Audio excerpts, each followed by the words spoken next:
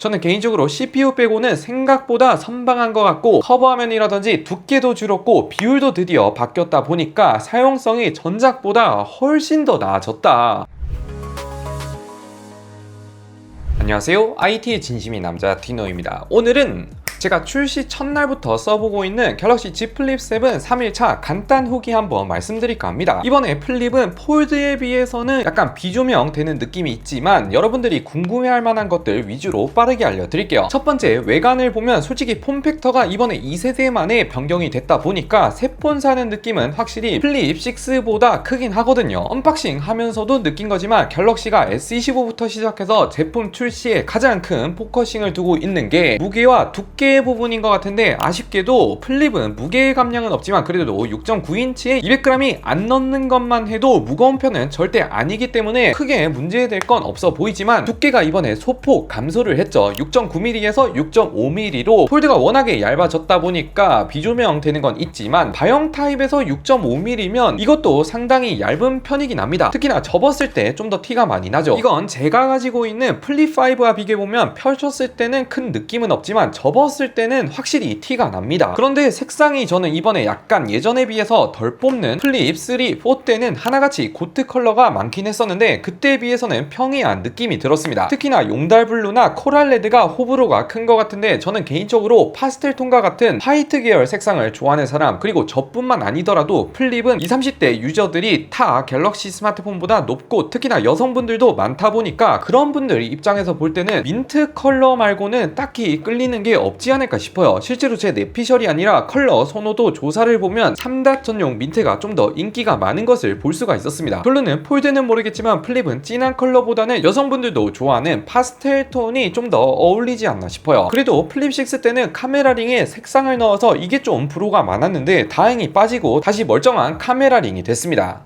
디스플레이도 보면 저는 솔직히 디스플레이가 메인이라고 생각을 하는 게 플립 1세대부터 6세대까지는 22대 9 비율, 이게 웹툰이라든지 텍스트 컨텐츠를 볼 때는 유용하긴 하지만 반대로 영상 컨텐츠를 볼 때는 비율이 쇼츠도 그렇고 일반 가로 영상만 봐도 양옆에 렛터박스가 심해서 영상을 자주 본다면 불편한 게 사실이지만 이번에 21대 9 비율, 가로가 좀 더 넓어졌다 보니까 바형에 가까운 느낌이 들었습니다. 그래서 플립 5 22대 9 비율과 비교를 해보면 쇼츠도 그렇고 영상 보기가 좀 더 편해졌다라는 생각이 들었어요. 저는 무조건 바뀐 비율이 훨씬 더 텍스트와 영상 등 두루두루 보기에 용이해졌지 않나, 이거는 굉장히 칭찬할 만하고 힌지 또한 폴드 7과 같이 구조가 변경이 되면서 주름이 굉장히 줄었습니다. 제가 2년 가까이 썼던 플립 5와 비교해봐도 주름 차이가 상당히 심하죠. 심지어 이렇게 눌러서 보면 주름이 덜 들어가 있는 느낌이 들어요. 그리고 펼쳤을 때도 좀 더 쉽게 열리는, 힘이 덜 들어가는 구조로 바뀐 것 같은데 전작까지만 해도 프리스탑이 0도에서 180도까지 자유자재로 쓸 수 있었지만 이번엔 150도까지는 프리스탑을 지원하고 그 뒤로 확 펼쳐지는 형태로 되어 있습니다. 저는 개인적으로 열었을 때 힘이 좀 더 덜 들어가기 때문에 사용성 측면에서는 이번 게 좀 더 낫지 않나 싶어요. 그리고 커버 디스플레이도 빠질 수가 없는데,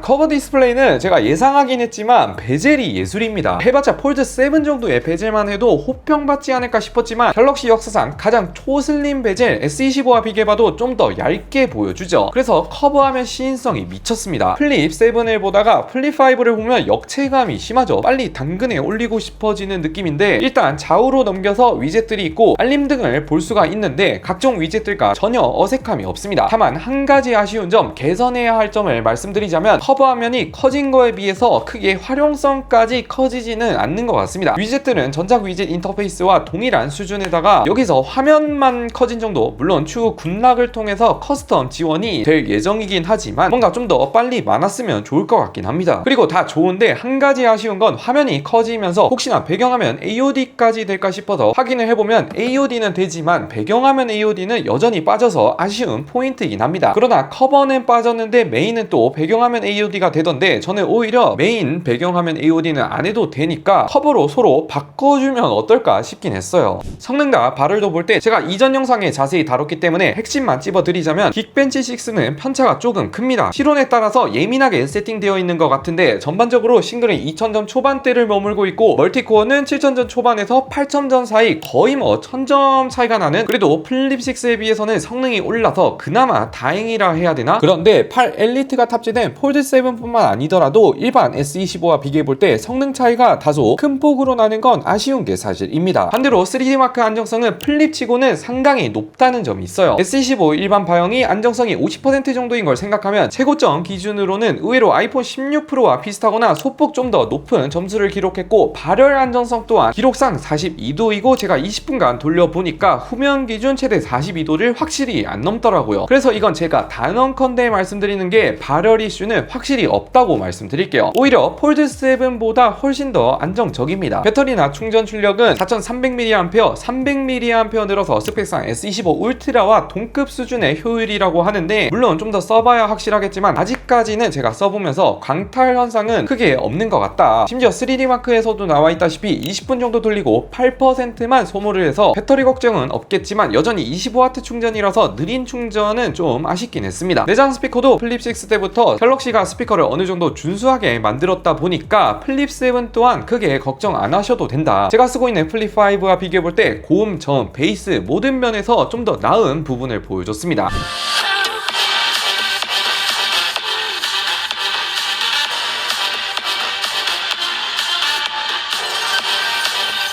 이렇게 갤럭시 플립 7 3일차 간단 후기 말씀드렸는데, 우려와는 다르게 엑시노스도 저는 개인적으로 CPU 빼고는 생각보다 선방한 것 같고, 커버 화면이라든지 두께도 줄었고 비율도 드디어 바뀌었다 보니까 사용성이 전작보다 훨씬 더 나아졌다. 이제는 거의 완성형에 가까운 폼팩터 아닌가 싶어요. 여러분들은 어떻게 생각하는지 댓글로도 많은 의견 남겨주세요. 끝!